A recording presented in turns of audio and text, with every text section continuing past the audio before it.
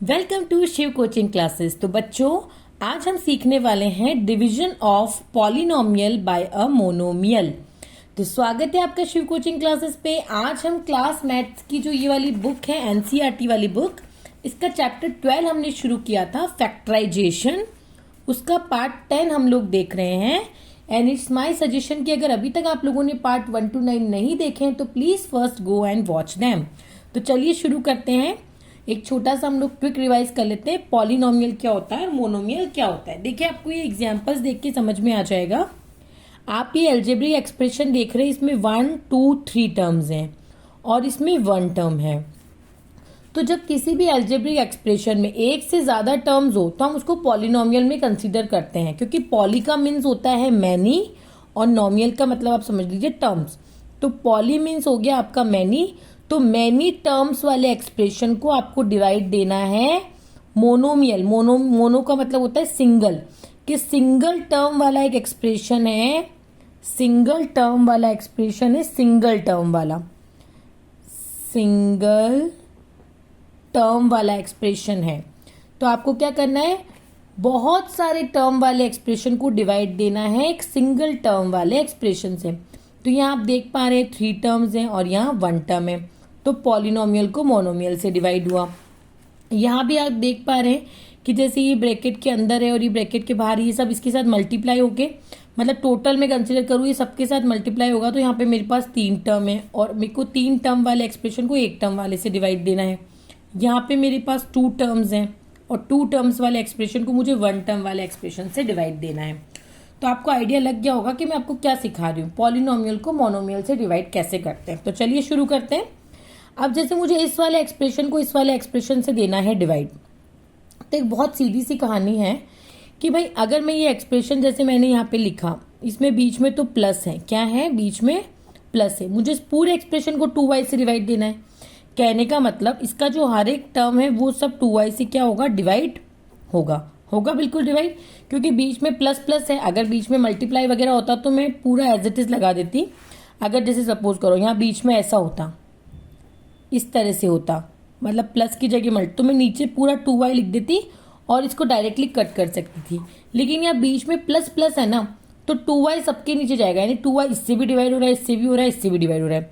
अब y यहाँ एक बार और y यहाँ 3 बार, तो इससे मैंने काटा तो y यहाँ पे बच गया मेरे पास 2 टाइम्स, तो y स्क्वायर, 2 1 जा 2, 2 2 जा 4।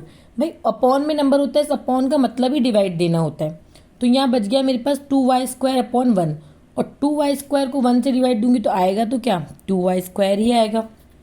चलिए नेक्स्ट देखते हैं। एक y यहाँ है, 2 वहाँ है, तो 1 से 1 कट गया, तो यहाँ कितना बचा 1y, और 5 और 2 तो आपस में कटेंगे, तो यहाँ हो गया 5y, क्या बच गया 5y अपॉन 2।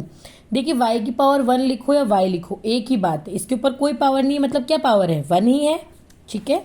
यहाँ y से y कैंसिल, 2 1 जा 2, 2 3 जा 6, तो 3 अपॉन 1, 3 अपॉन 1 का मतलब क्या हो गया 3।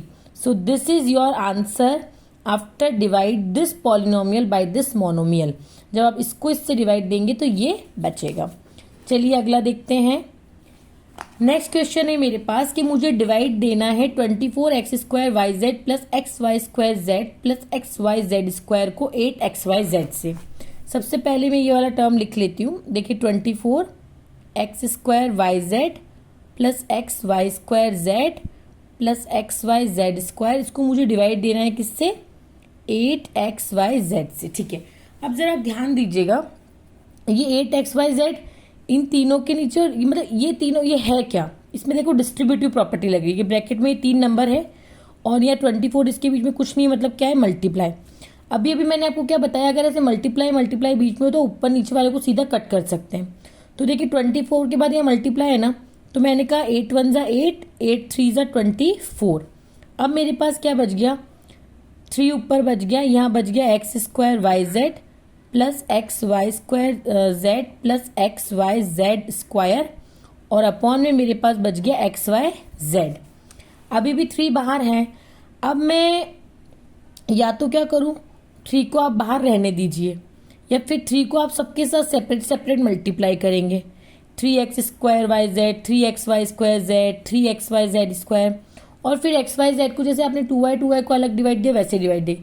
एक ट्रिक आप क्या लगा सकते हैं, आप इसमें आपको दिख रहा है कि आप इन सब में से कुछ ना कुछ कॉमन बाहर ले सकते हैं। आप बोलते हैं मैम आप यहाँ पे भी कॉमन ले लेते, तो मैं यहाँ पे वाई तो कॉमन ले लेती बाहर, इन सब में से मैं क्या करती वाई को बाहर कॉमन ले लेती, लेकिन टू यहाँ पे टू भी कॉमन आ जाता, यहाँ पे आता, लेकिन 5 कॉमन नहीं आता, इसलिए मैंने इसको सेपरेट सेपरेट डिवाइड दिया।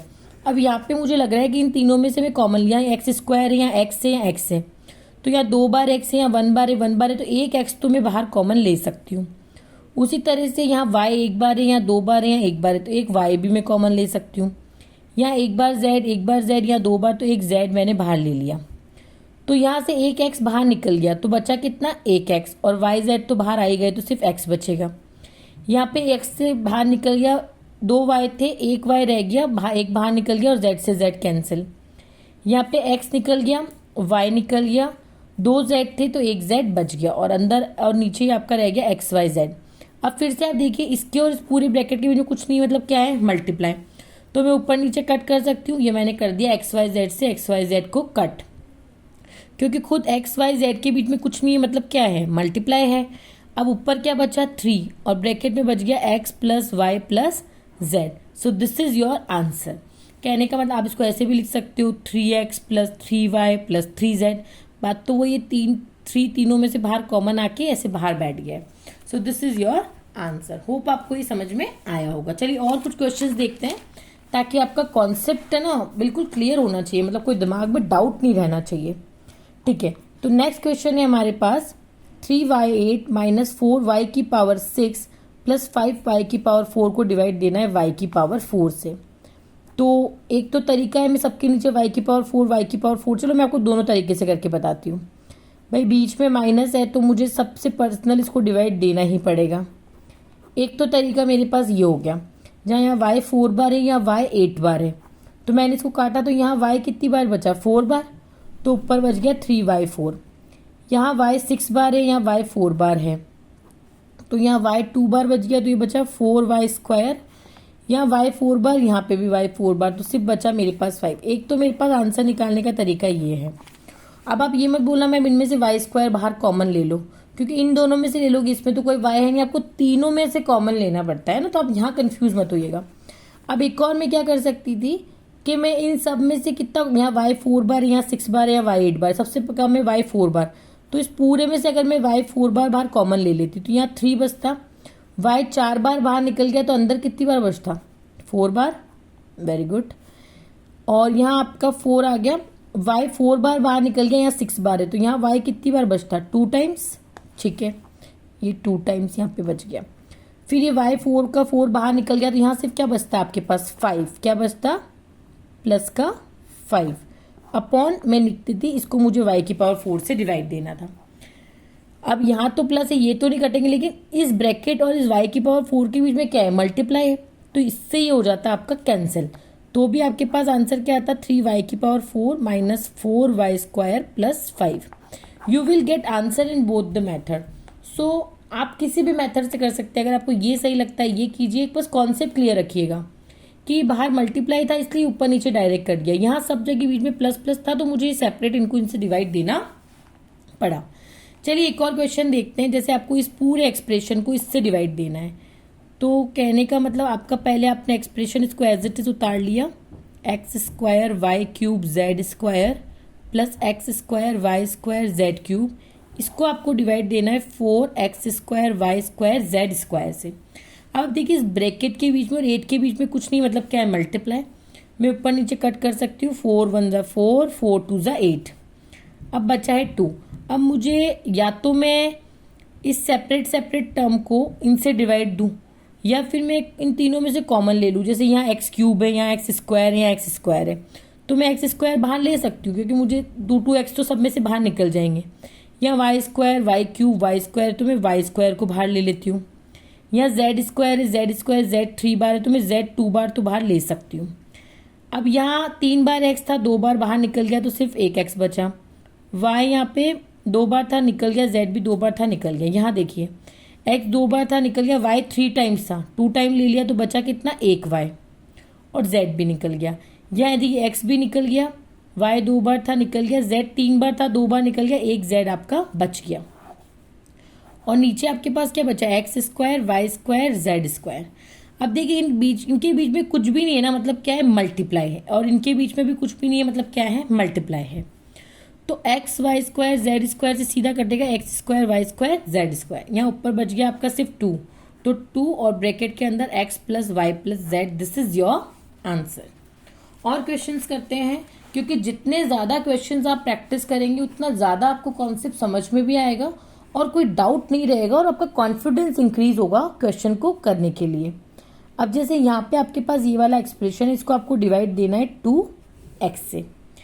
अब आप यहाँ देखिए कि अगर मैं इसको सेपरेट सेपरेट डिवाइड दूँ तो मैं दे दूँ, कोई दिक्कत नहीं कि भाई मैं अगर एक्स क्यूब लिखूँ 2x से दूँ, 2x स्क्वायर लिखूँ 2x से दूँ, 3x को भी 2x, x से x कैंसिल, यहाँ एक x है यहाँ 2 है तो यहाँ एक x बचेगा, 2 से 2 कैंसिल, यहाँ मेरे पास एक x है यहाँ 3x है तो यहाँ 2x बचेगा, तो मेरे पास आंसर आएगा एक्स स्क्वायर अपॉन 2। और यहाँ तो कुछ भी नहीं बचा है, यहाँ देखिए ये 2 बार x था तो सिर्फ एक x बचा है यहाँ पे मेरे पास, और यहाँ बचा है 3/2। एक तो तरीका ये हो गया। एक और मैं इसको कैसे कर सकती थी कि मुझे समझ में आ रहा है इसमें से मैं 2 तो कॉमन नहीं ले पाऊंगी, लेकिन इन सब में से मैं x को कॉमन ले सकती हूँ।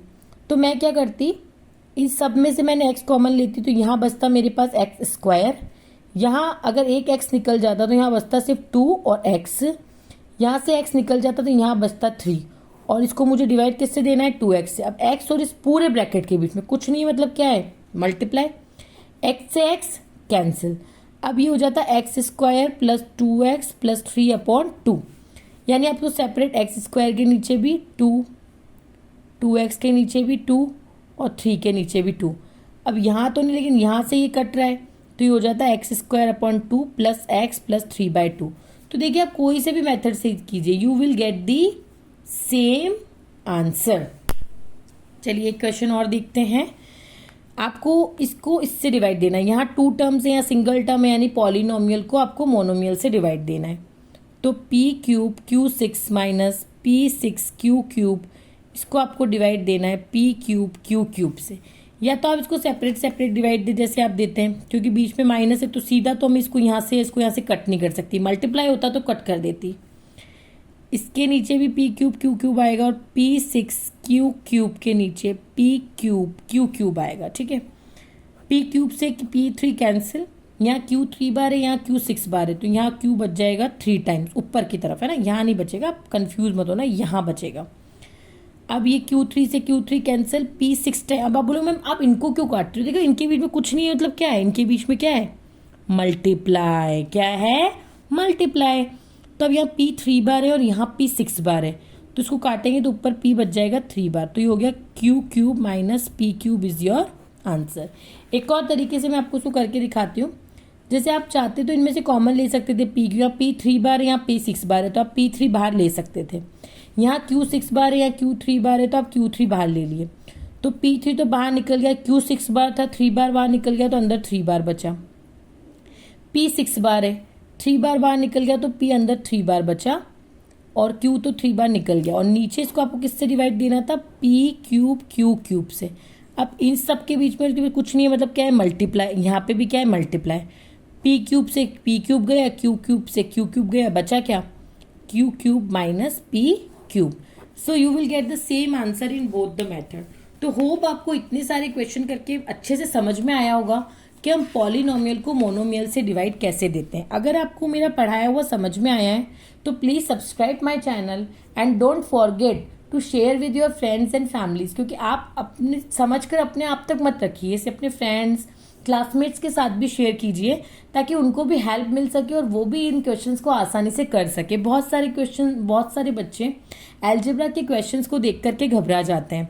सो प्लीज़ प्लीज़ प्लीज़ ज़रूर से सब्सक्राइब करें, शेयर करें और कमेंट बॉक्स में कमेंट करना बिल्कुल ना भूलें। आप जल्दी से मुझे नेक्स्ट पार्ट के लिए कमेंट कर दीजिए, पार्ट 11, जिसमें मैं आपको सिखाऊंगी कि एक पॉलिनोमियल को पॉलिनोमियल से कैसे डिवाइड देते हैं। और आज के पार्ट में जो मैंने आपको पढ़ाया है ना, वो मैंने आपको एक तो ये सारी एग्जाम्पल 14 मैंने आपको बताया है, और ये एग्जाम्पल 14 बताया, प्लस जो एक्सरसाइज 12.3 से रिलेटेड जो पूरा सेकंड वाला क्वेश्चन है, ये पूरा मैंने आपको सॉल्व करा दिया, क्योंकि इसी से रिलेटेड क्वेश्चन थे पॉलिनोमियल बाय मोनोमियल से। तो मैथ्स को इसी तरह से आसान तरीके से पढ़ते रहिए और इजी बनाते रहिए, कॉन्सेप्ट को क्रिस्टल करते रहिए। तब तक के लिए bye bye, take care, thank you. मिलते हैं नेक्स्ट वीडियो में।